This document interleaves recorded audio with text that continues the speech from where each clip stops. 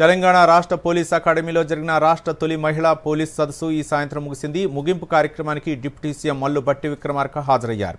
408 మంది మహిళా పోలీసులు పాల్గొన్న ఈ సదస్సులో పోలీసు ఉన్నతాధికారులు రవిగుప్తా, అభిలాష్ బిస్ట్, స్వాతి లక్రా, శిఖా గోయల్ తదితరులు కూడా పాల్గొన్నారు.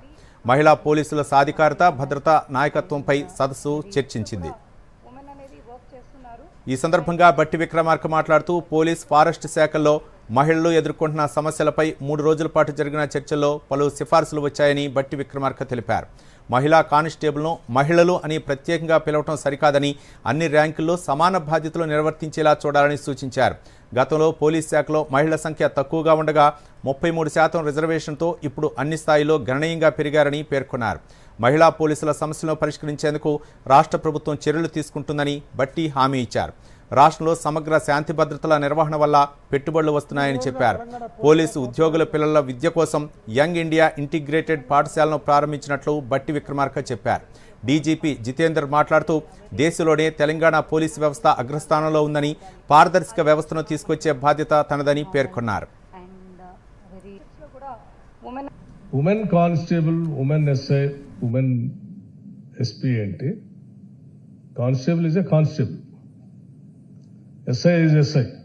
సో ఆ ఉమెన్ అనే పదాన్ని తీసి కానిస్టేబుల్గానే మమ్మల్ని చూడాలి, ఎస్ఐగానే చూడాలి, పోలీస్ అధికారిగానే మమ్మల్ని చూడాలని చెప్పినటువంటి ఆలోచన చాలా మంచి ఆలోచన.